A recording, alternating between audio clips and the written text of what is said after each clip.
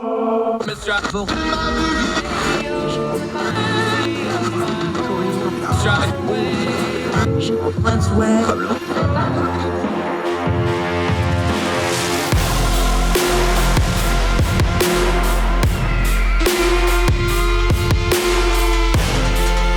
host, Andrew Donaldson.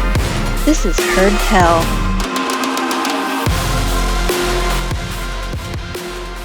Welcome back to Heard Tell. Okay, we're going to talk a little Taiwan, a little China. We talk about it here, there, and yonder, but people are using it as a comp that doesn't really apply.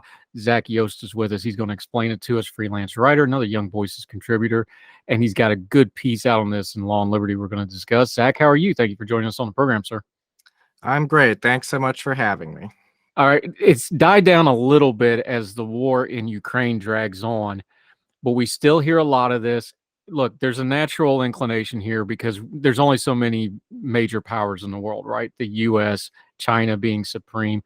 Russia's kind of been diminished with the Ukraine situation for now. But at the beginning, a lot of people were like, oh, well, Russia invaded Ukraine, so that means China's going to invade Taiwan. It's not that China probably wouldn't like to do that, but there's not a good comp here for a lot of reasons. You lay them out. Give folks just kind of the big picture, though. Wow, that's kind of a lazy comp right off the jump, though. Right. Yeah. As soon as the war broke out, lots of people in the foreign policy establishment were comparing Ukraine to Taiwan, saying that if we fail to stop this invasion, we being the whole West, but mostly the U.S., that'll give China the green light to invade Taiwan. But there are a lot of significant differences on multiple levels. On the purely strategic level, one of the major differences is that China is enormous. It's giant, and historically, this is also the case. A lot of its resources are already tied up either patrolling and defending its 14,000 mile long border that's contested, especially with India and Vietnam, or garrisoning, their ginormous cities. About half of the entire Chinese military does just those two things. Secondly, on the tactical level, things could not be more different. Ukraine shares a giant land border with Russia. There is, that's why when the invasion started, Russia invaded on 4 or 5 fronts simultaneously. Tens and tens and tens of thousands of troops crossing at once. That's not possible for a Chinese invasion of Taiwan. It would necessarily be an amphibious landing, and logistically, it would make D-Day look like a picnic in terms of how complex it is. The weather patterns in the strait only have basically 2 windows for invasion, roughly in March and April, and roughly in September, October. China does not have the lift capacity to land 100,000 troops on Taiwan on the first day. And Taiwan itself is very defensible. For one thing, the Taiwanese have been preparing to defend the island for roughly 70 years. The number of beaches that can be landed on has decreased over the years thanks to literal decades of geoengineering.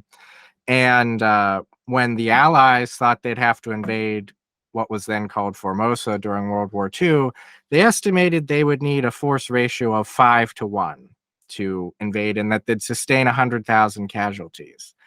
Taiwan theoretically could field 2.5 million troops when you mobilize the reserves and whatnot. So it's not an easy feat.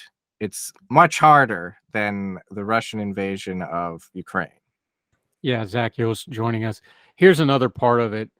The political calculation here. Look, China has a capable military, although we can debate how capable of it, how much of it is show, and just sheer numbers wise. They have a capable military.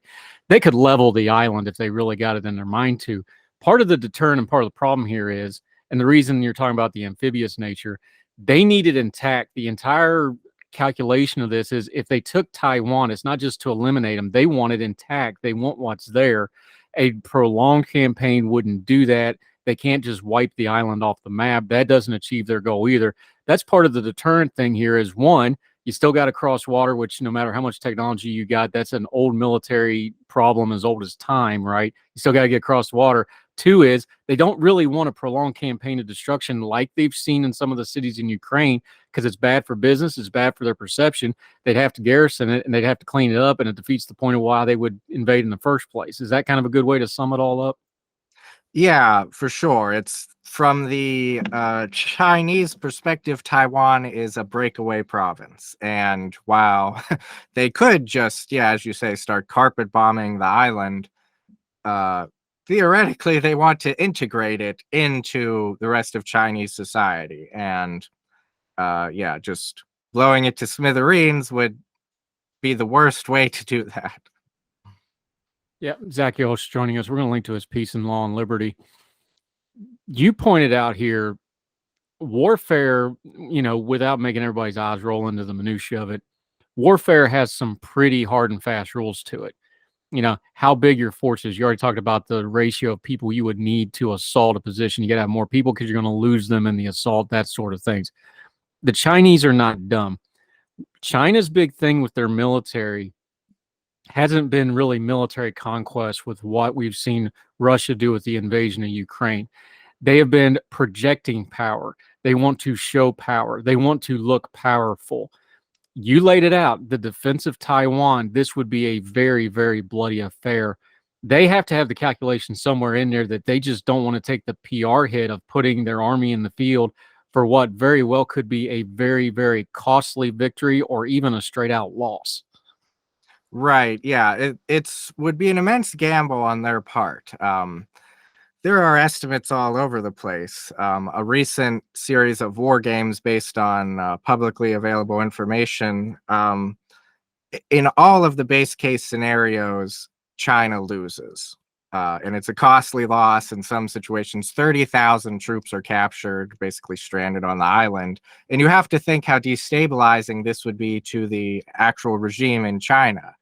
I mean, even though they have the Great Firewall and all this suppression of information, there's actually a lot of unrest in China, and we just saw it recently with the protests against zero COVID, where they actually had to change their horrible policy because society was breaking apart. Can you imagine what it would be if there's this military disaster where tens of thousands of people are captured or killed? I mean, it would be risky to the Chinese, and I think that's why they're going to try and do whatever they can to avoid this sort of last-ditch gamble that, I mean, it would not.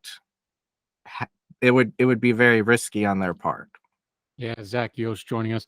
You touch on an important part of this. We're talking about military deterrence, and that is important because a Taiwan that would be, very hard to attack, that's a deterrent. The Chinese are all about business right now. One of the great deterrents might just be that invading Taiwan would be really bad for business for China.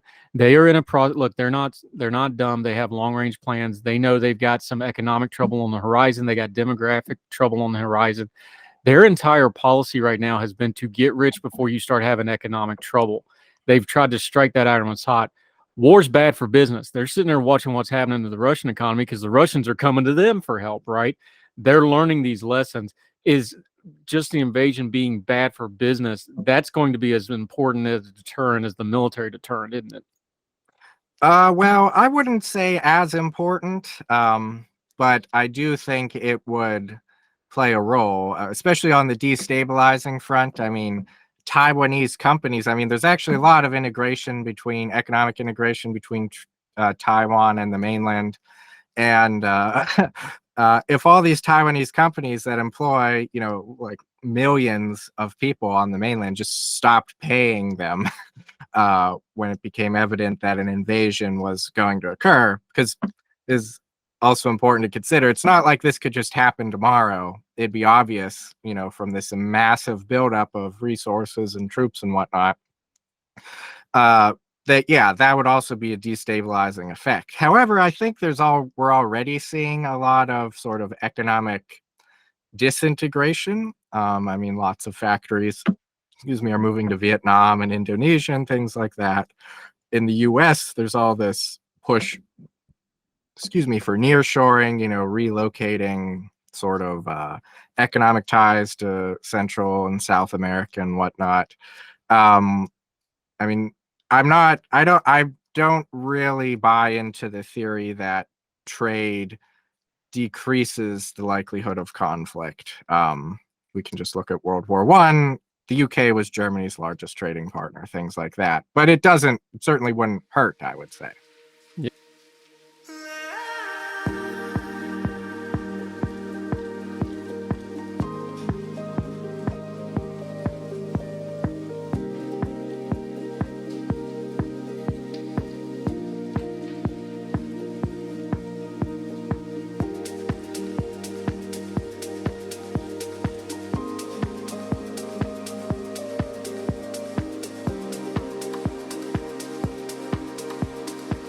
Yeah, Zach Yost joining us. Okay, let's talk about the military deterrence. Again, these aren't good comps, but one comp that I think will be applicable here is the discussion of what arms actually help and hurt. You brought it up in your piece. We're linking to the piece. Make sure you read the whole thing. Just giving people the best and the brightest and the most advanced heavy weapons from the U.S. arsenal is not always the best military fit for a particular situation. Again, Taiwan, it's an island. It's going to be a defensive campaign. Just sending them the best F-16s and Abrams and things like this, that might not be the best way to defend them. Talk about military deterrence and how we can actually do that. It doesn't always mean just the most expensive and the best military equipment all the time. There's layers to this, isn't there? Yeah, and this is sort of a big point of contention between U.S. Military planners and the Taiwanese military, where even within Taiwan, there's this big debate where they theoretically shifted to an asymmetrical defensive strategy, but at the same time, they want to buy more fighter jets and, as you mentioned, the Abrams tanks and things like that, where there's a lot of question of how helpful those would be. A lot of planners think that it would make much more sense to basically just sell Taiwan, tens of thousands of naval mines and anti-tank and anti-aircraft, missile systems, very mobile, very inexpensive. There are in a lot of the Center for Strategic and International Studies just released this very large wargaming report. And in most of their scenarios, basically the entire Taiwanese and U.S. Air Force in the region is destroyed on the tarmac in the opening of the war. Taiwan does have airfields they have basically bunkers built into the sides of mountains that, could be hit with a nuke and they'd survive. But it's not anticipated that the Taiwanese Air Force is going to last very long at all. It probably makes much more sense for them to be investing in, very inexpensive drones, things like that. But there's sort of an aspect of, the heroic fighter pilot sort of, morale boost, and also just the old brass in the Taiwanese military wants peer systems with China, and it's just sort of they're living in like the early 90s and before. The world has changed. They sort of need to get with the program, and even if they don't, Congress has authority over arms exports, so they can sort of basically say, we will sell you this stuff, we won't sell you that stuff. And if I can, it also leads to a huge issue with our current policy with Ukraine. In the State of the Union, Biden said that nothing is beyond American capacity. And when he said that, he echoed what was in his introduction to the 2022 National Defense Strategy, where he explicitly said nothing is beyond our capability.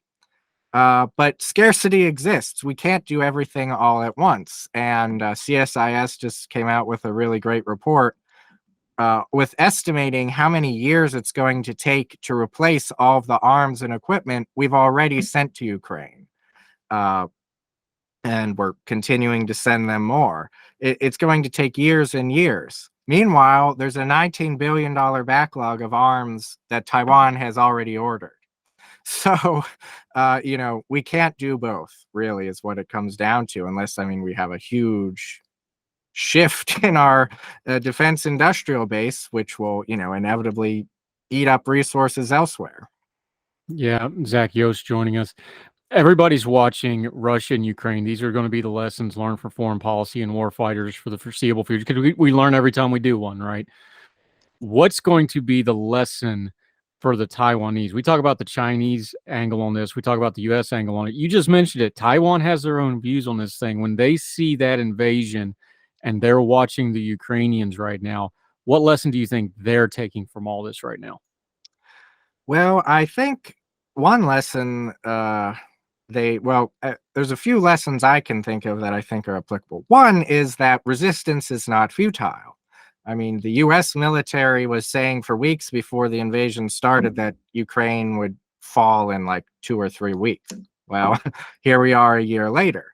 I mean, the Ukrainian military, not in that great shape. I mean, they have a bunch of old Soviet junk, basically.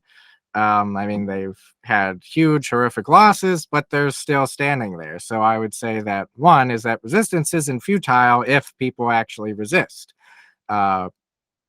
Second, I would say that there's really it will drive home the need to take into consideration the future of air power. These sort of skies in Ukraine are sort of a gray zone. No one side really has air superiority, thanks to the proliferation of anti-aircraft missiles and whatnot. And Taiwan does have a lot of anti-aircraft systems, so I think they need to focus on increasing that capacity and also reconsider, is it worth the expense of maintaining all these fighter jets that will probably be blown up, within 2 or 3 days? Another thing I think they need to take away, which really every world power needs to take away, is how resource intensive this war is. I mean, the US is used to fighting, in Afghanistan and Iraq or Libya, where we just bomb, technologically unsophisticated opponents to smithereens. I mean, the US has already given Ukraine over 1 million artillery shells. At our current rates of production, we cannot replace those. I mean, we have to ramp up production, things like that. Were this war to occur, I mean, one estimate is Taiwan would run out of artillery shells within 3 months. So I think people really need to take stock of just how costly a war like this would be and stockpile appropriately. Yeah, and ammunition goes a lot faster than anybody estimates it. I'll tell you that right up front. Zach Yost, good stuff. Appreciate it. We're going to link to the piece. It's in Law and Liberty. You can read the whole thing for yourself. This is something to keep an eye on. Look, this is something we've been talking about for decades. You brought it up. We've been basically talking about this for 70 years. Hopefully, we'll be talking about it for another 70 years, because that means the war that everybody fears didn't happen, my friend. Let folks know where they can follow you and keep up with you until we get you back on Heard Tell again. Sure. So people can follow me on Twitter. It's just at Zachary Yost. And I'm also the co-host of the War, Economy, and State podcast hosted by the Mises Institute. I co-host that with Ryan McMakin, where just once a month, usually, we sit down and talk about do an in-depth dive into foreign policy topics from, a restraint and realism perspective.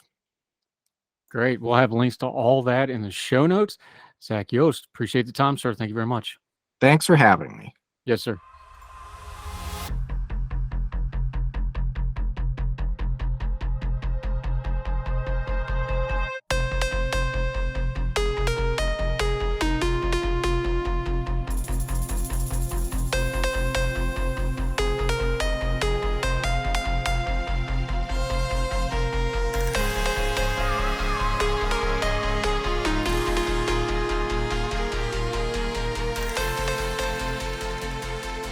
Let's do it. Welcome back to Heard Tell. Okay, she's back. We like her. I know you like her because y'all keep sending me emails and stuff about when's Sarah coming back. She back. She got another piece out on inaugurations and accidental presidents. This is going to be fun.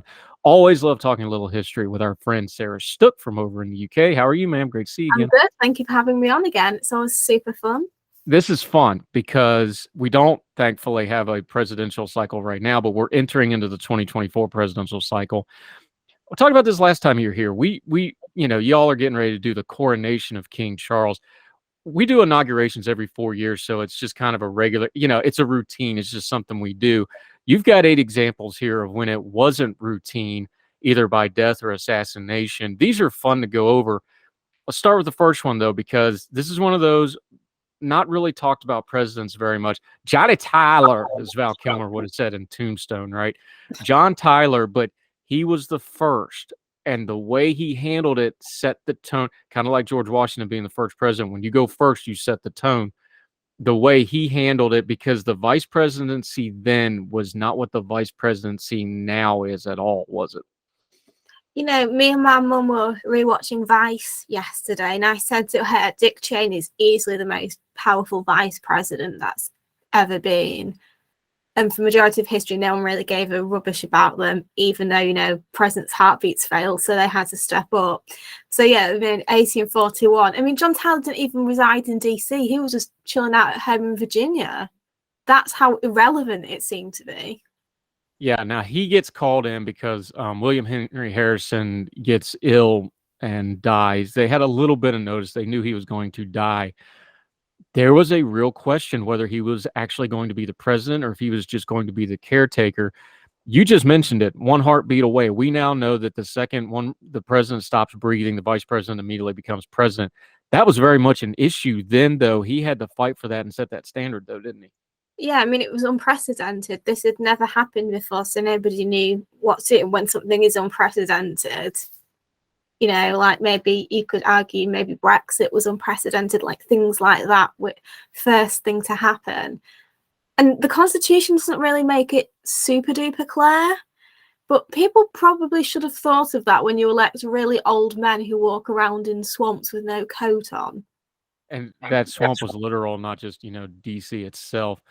There's another one you cover here. This is an interesting name in history because another president that's mostly been forgotten by modern, Millard Fillmore, Zachary Taylor, another president that doesn't get a lot of the pub nowadays, but two really interesting individuals. Fillmore got forgotten, not for ungood reason, because he was not a very good president. There's a lot of the pre-Civil War stuff that runs through his administration, especially just neglecting things, kicking the can down the road, not dealing with things. But Millard Fillmore's inauguration and his ascendancy to the presidency is rather interesting, even though most people have forgotten about it. For those folks that don't know who he is, walk us through it a little bit. I think the only reason he's remembered because he has a fantastic name. I think that's like the thing, isn't it? You remember somebody when they've got a strange name, and he was like the example of it. He was put on the Taylor ticket because he was from New York, and New York was super important.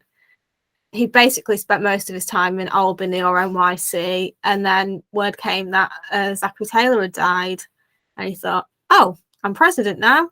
So Taylor lasted a little bit longer than Harrison, but everybody lasted longer than Harrison, apart from maybe Liz Truss. Liz Truss, you know what? I'd have to look it up. It's I think Truss got him by just a little bit. Yeah, it's not much. It's like a really small margin. They didn't do the lettuce thing back then, but if they did, the lettuce would have won that one. The Compromise of 1850 is the dominant thing about Millard Fillmore. For folks that don't remember this, this is one of those piles of tinder that was laying around that helped spark the Civil War. It involves slavery. He tried to basically just kick the can of the question down the road, and it really blew up on him where he made everybody mad, made the situation far, far worse. And then, of course, 11 years later, we have an all-out Civil War. But that's really what he's more remembered for besides just his ascendancy as a vice president. Yeah, it's one of those historical what-ifs, isn't it? Had Zachary Taylor done a full term, would that kind of thing happened?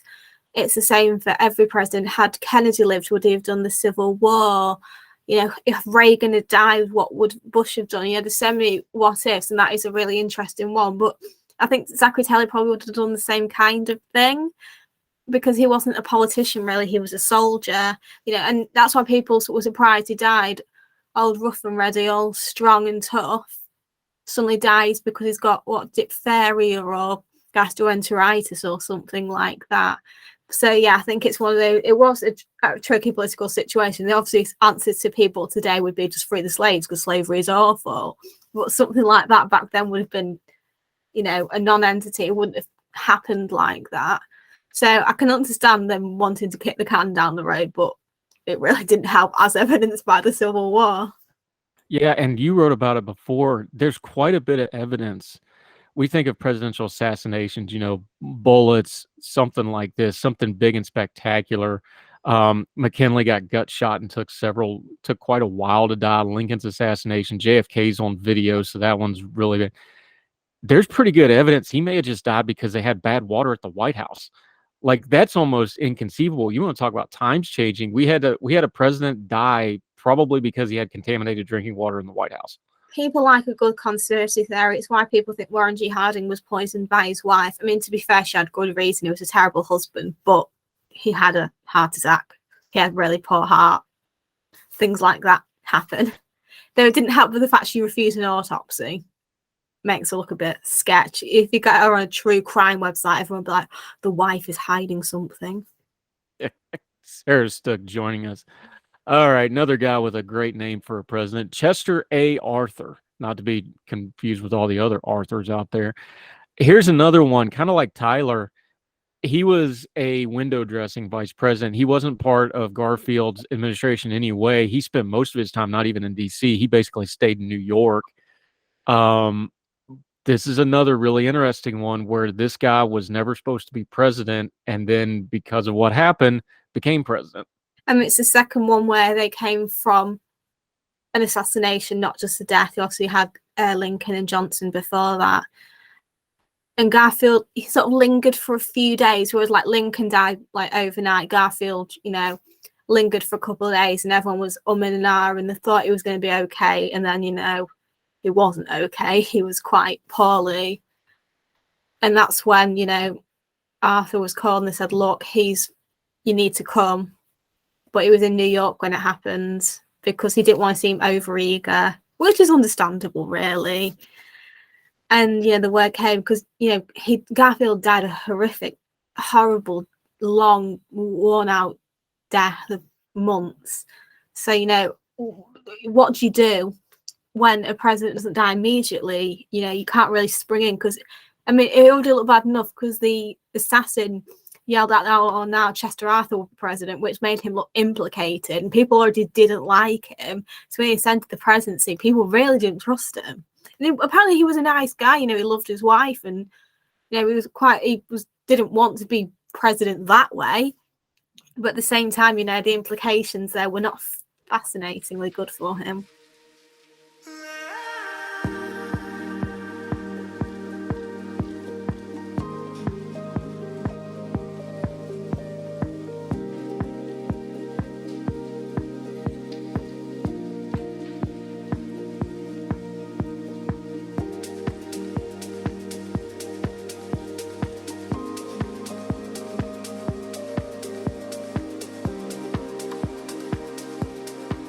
Arthur's a really interesting one because he was really upset by this assassination, even though they weren't really friends or close whatsoever.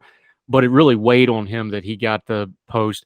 He's the only president or the last president, I guess I should say, who did not have a vice president himself. He's mad that, isn't it? Like, that's how you became president. Then you're like, oh no, I don't need one. Yeah, it's really interesting. He tried to do some really important stuff like civil reform, which was really bad at the time. It was a hot button issue that needed addressing, but he just came off kind of meek. He was kind of kneecapped from the very beginning of his administration, and he's forgotten. You listed it in the piece.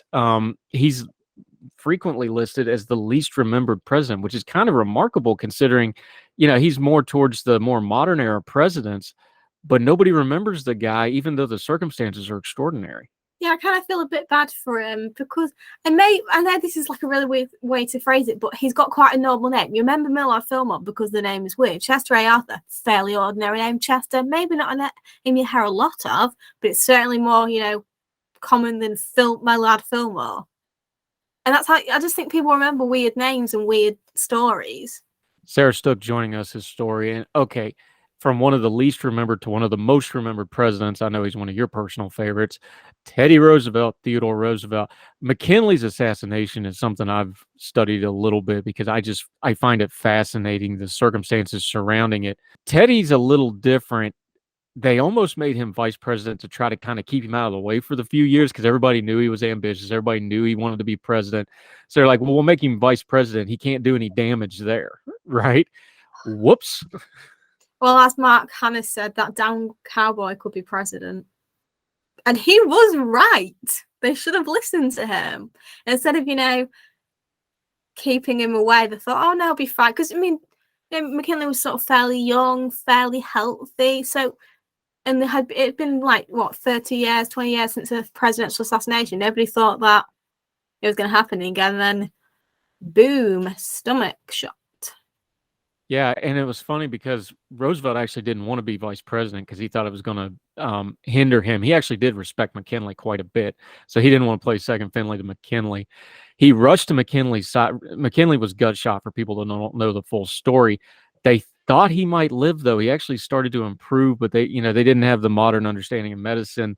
There was internal issues. So Roosevelt actually was at his side and then went back to business as usual because they thought he was going to recover. And then McKinley took a turn for the worse.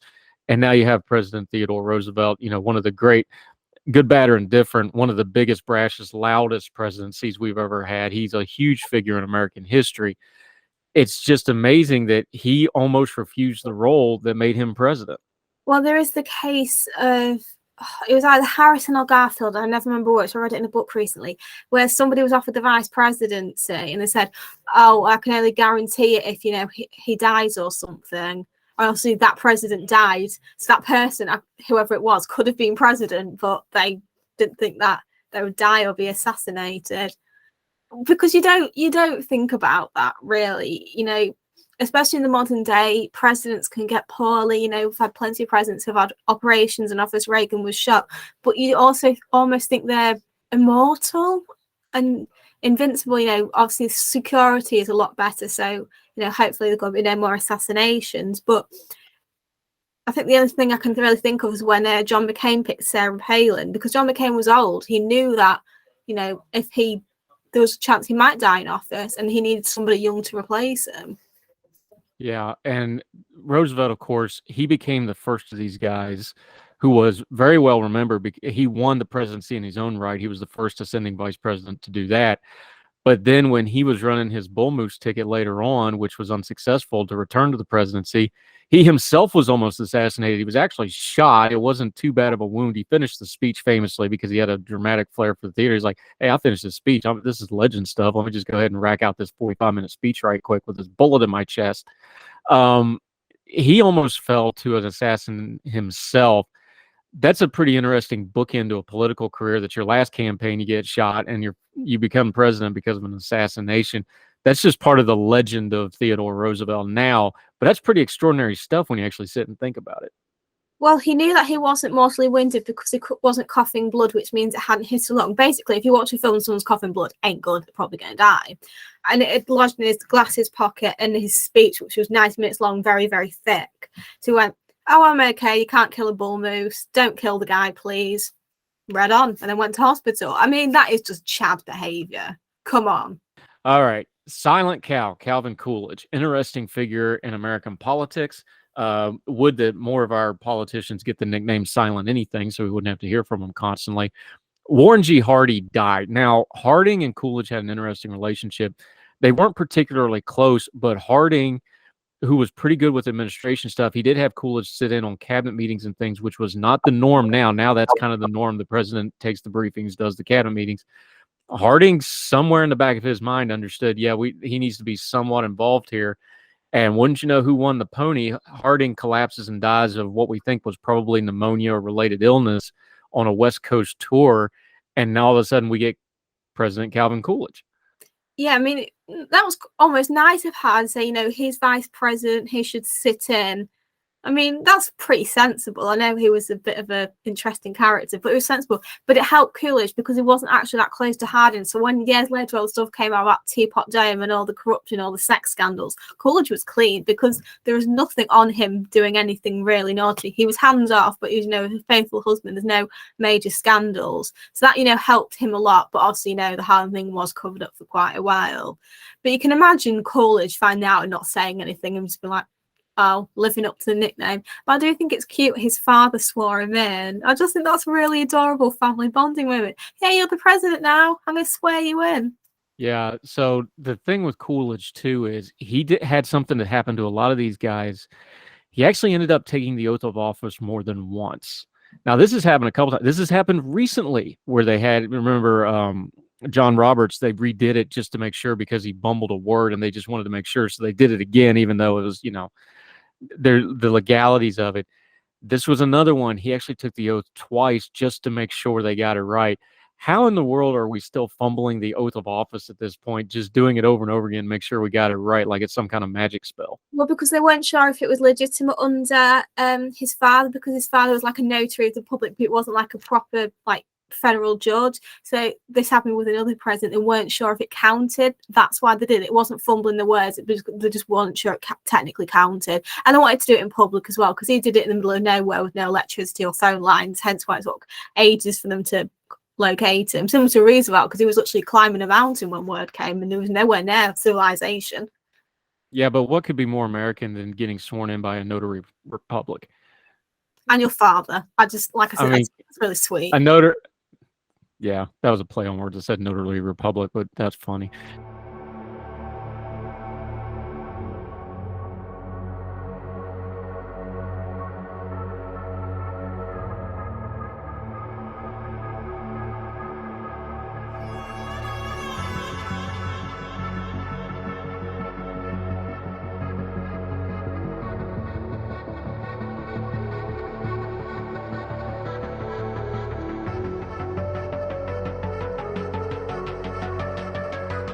All right, Sarah Stook joining us. Very famous vice president that ascended for a couple of different reasons. Harry Truman. Of course, FDR had poor health his entire life. It was hidden from the public. So for the public, it was a shock when FDR died, because for most of them, he had been president most of their adult lives. Most of them didn't remember any other president than FDR. Truman comes in, there's politics involved here. He oversees the Second World War ending. He oversees the beginning of Korea. He has to follow FDR, which is not an easy task. He drops the atomic bomb. Harry Truman, people have kind of forgotten that he ascended after FDR, though, because of all the stuff that happened during his own presidency. Well, yes, because FDR was, like you said, very poorly, but it wasn't until like photos of the Yalta conference came out that everyone realised how, pale he was. It was said that Stalin and Churchill were aghast when they saw him. If you see pictures, he's so frail and so tired looking. It's clear that something is wrong. But the reason Truman was chosen, partially because they knew that Roosevelt had a good chance of not making the term. They knew he was poorly, so they needed to pick someone who would be decent. So Roosevelt's first vice president was seen as too conservative for Democrat. The next was seen as too left wing, so Truman was like the compromise candidate. But they barely saw each other. They met about 3 times in private between the inauguration and Roosevelt's death. Truman didn't even know about the Manhattan Project. Somebody pulled him aside after, was like, "Oh, by the way, we've got some nukes." Eisenhower knew about it as like head of the army, but Truman was found out. And he was like, "Oh, okay." And that's a pretty big thing to put on somebody. Yeah, we've got these nuclear weapons that could kill thousands of people. Do you want to do it? It might save more people, but it's still a horrible thing. And, it's still so controversial today, isn't it? I mean, there's a reason why the Japanese don't like nuclear weapons and they're pushing for disarmament. Yeah, interesting stuff with Truman. When he left office, he was very unpopular, but that comes from firing MacArthur and some other stuff. And again, he had to follow FDR. Nobody's going to follow that with the contemporary. But the historians have been pretty kind to him over the years. He's one of those presidents whose reputation has changed quite a bit in the years since he served. I mean, you get that. I mean, if you look at somebody like Andrew Jackson, he was praised by historians. And I think rightly so, paid off the national debt, things like that. He was quite a good president. But then you look at things like how he treated the Native Americans, things like that usually come into perspective later. Things like civil rights. Woodrow Wilson usually praised as a very good president, but also, I mean, he was extra racist for the time, which means he was racist. Then you get some who get, people are warmer. George Bush Jr., very controversial, but I think people are actually softer on him now, which is really interesting. Maybe they compare him to Trump. and the Iraq War still controversial, but people seem to be a bit softer on him, which I find quite interesting. But I don't think he'll ever be ranked one of the greatest. Sarah Stook joining us. Okay, the most famous of these by far, and it's because of the photograph involved, plus the circumstances, but Lyndon B. Johnson, the Kennedy assassination, the famous photo on the plane, Jackie's standing there shell shocked. I'm actually happy that there's no video of this because, God, this just had to be horrific for everybody involved. Johnson doesn't want to be there. Nobody wants to be there. Jackie's just shell shocked standing there, but there's the famous photograph on the plane. Plane was actually on the ground. You know, the body's on the plane of President Kennedy. For that generation, this was the watershed moment. You know, anybody of my parents' generation, it's always, where were you when Kennedy was shot, right? This is just an indelible image in the American psyche. So by far, this is probably the most famous of these on your list. But there's some interesting background into all this, you know, and little tidbit of history. The only woman to ever swear in a president happened right here. And call Sarah because it's the best name. Okay, that was a cheap pop. But anyway, interesting stuff surrounding this, not just because of the Kennedy assassination, but Johnson getting sworn in on the plane, the woman that swore him in. Just give us a little of the background on this one. Well, it was just about a year before the next election, and Texas, which had been solidly Democrat for many, many years, as well as the other parts of the South, was starting to look a bit like it could slip through Kennedy's fingers. So Kennedy and Jackie, who usually didn't go to these things, but they've become quite close since the death of their infant son Patrick, she joined him. The Johnsons and Governor Connolly and his wife, Connolly would later become a Republican. He was quite a conservative Democrat. So, you know, they did a whistle-stop tour of some other cities, and then in Dallas, at about, you know, midday, obviously Kennedy was shot. Governor Connolly was also shot. There was a bystander whose cheek was nipped, and obviously the police officer Tippit, who would also be killed by Oswald later in the day. So obviously the Connollys and the Kennedys were about 2 cars ahead of the Johnsons, and then obviously shots rang out, went to Parkland. Johnson and Mr. Johnson put safely away in a room. Then somebody walked in and called Mr. Johnson president, which is when Mr. Johnson would later say that's when I knew, because he was referred to as Mr. President. And this happened very quickly. You know, Kennedy was shot midday, 12, died at 1 p.m. And about half an hour later, Johnson was sworn in. So this happened in 2 hours, which is a very, very quick 2 hours. It's like the length of a film. One moment you're in the car and you're vice president, then 2 hours later you're president. The one before he was assassinated, his widow is just looking shocked. I mean, I know Johnson's a controversial character, but can you imagine that? I think it's probably the most horrific. Yeah, again, I opened it up with this. Like, I'm on one hand, I wish there was video on this, but on the other hand, I'm glad they didn't film this, because everything going on there just had to be, the picture speaks for itself. When you look at the faces and you look at everybody involved, and, you know, the picture of Jackie Kennedy is the one everybody remembers, you know, literally had her husband in her lap at one point, crawling off the car and all that. You know, she's just staring off into the distance, really. I mean, she had PTSD afterwards. It's, you know, it was kept quiet, but she was treated afterwards. And it was the kind of thing that probably wasn't really discussed back then, especially maybe for a woman. But your husband got his brains blown out in front of you. You know, you're holding on you, literally, not to be graphic about it, but, you know. She's got blood everywhere. She's holding him as he dies. He's like gurgling and breathing, but he can't talk. So he's like breathing. But, you know, you get to hospital and the doctors say, you know, he's not dead, but we can't do anything. I wrote an article a while back about presidential deaths and whether they could have been prevented. And I said, even in this day and age, because he had his brains bled out, even the best neurosurgeons in the world could not do it. He would have died.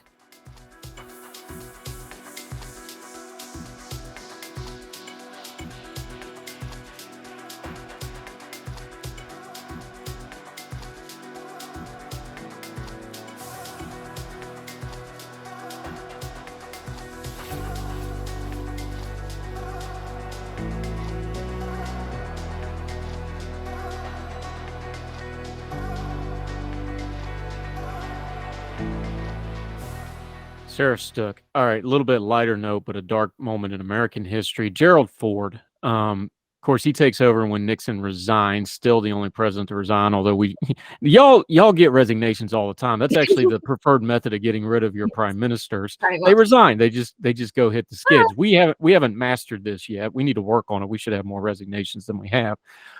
Ford comes in. He bites the bullet and pardons Nixon just to try to get the country moving. He's got one of the worst economies modern America has ever seen, which kneecaps him. Still overperforms what people thought he was going to do in the election. He holds off a guy named Ronald Reagan in the primary temporarily, loses to Jimmy Carter. Ford's another one of those guys where you kind of go, great human being, perfect man for the job at the time, probably not a great president with the circumstances, but his rise is one of those where it's a good, how he handled it probably made it a lot better than what it probably could have been or should have been. Yeah. Ronald Reagan, I wonder whatever happened to him. I don't know. I think he made some commercials or something. Yeah, I mean, they picked Ford as the vice president because they knew Nixon was in trouble, and they needed somebody who was universally liked and respected. Everybody on the Hill on both parties, he's an upstanding man, no scandals, he's good at his job, and he wanted to be speaker, and he thought, oh, vice president, nice way to end my career. And then they were getting ready to go live at the vice presidential address, and then somebody came and said, yeah, there's these tapes coming out on Monday, it's not looking too good. And Ford turned to Betty and said, I don't think we're going to be living in the vice presidential house, basically him probably the first and only accidental president to kind of know his fate beforehand. Interestingly, he's one of the very few, here's how the vice presidency has changed. It would be a political scandal to change your vice president in the middle of an administration now. He had to replace, of course, a vice president that was scandalized, but people forget Lincoln went through a couple different vice presidents before getting to Andrew Johnson, which, of course, Johnson got impeached. Johnson got impeached. Johnson showed up to his swearing in under Lincoln so drunk that they had to send him home. Johnson's probably not a great example. People forget vice president was an interchangeable part. Ford replaced a vice president. But he also replaced one on the ticket. He replaced Rockefeller with Dole in 76. So he did the same thing. And then he did the same thing. But if Biden was to replace Vice President Harris, that would be almost, I know the internet clamors about stuff like this, but that's just unheard of now. You would never do that now. It'd be political suicide. It'd be seen as but the vice president was seen as an interchangeable thing. It's really, really changed now, hasn't it? Yeah, I still think the vice president probably doesn't have as much power as you would think for somebody who's a heartbeat away from the presidency. Now, like I said earlier, I think Dick Cheney is definitely the most powerful we've had because, Bush let him basically have, obviously, we don't know the whole thing. Bush essentially let him have free reign. I mean, Kamala Harris probably does have her, she does have her constitutional duties of being over the Senate, but I think she's sort of been pushed into a role of, going and doing speaking engagements. Because you forget that most of the time, presidents and vice presidents aren't friends. The only one who were genuinely close were Carter and Mondale. They've either had a good working relationship or some really hated each other, like Calhoun and Jackson, who wanted to kill Calhoun, though he did want to kill a lot of people, to be fair. So, yeah, and to be fair to President Biden, I think him and her really do get along.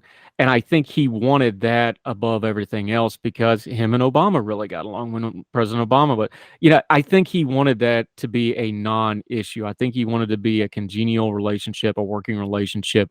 So to President Biden's credit, I think he really does get along with her. And I think that was his goal, was to have a vice president. They don't need to be best mates, but as long as, they work. I mean, there's, a generational, 20-odd year generational gap, but there's been plenty of many different generations, so you can expect that. And so long as they don't, I mean, there's always been rumors that they're briefing against one another, but years later after the Obama-Biden administration, it came out that Obama had his worries about Biden, so maybe it wasn't as close as we thought. But so long as they sort of don't actively want to kill each other, and it works for the country, obviously, because that's the most important part.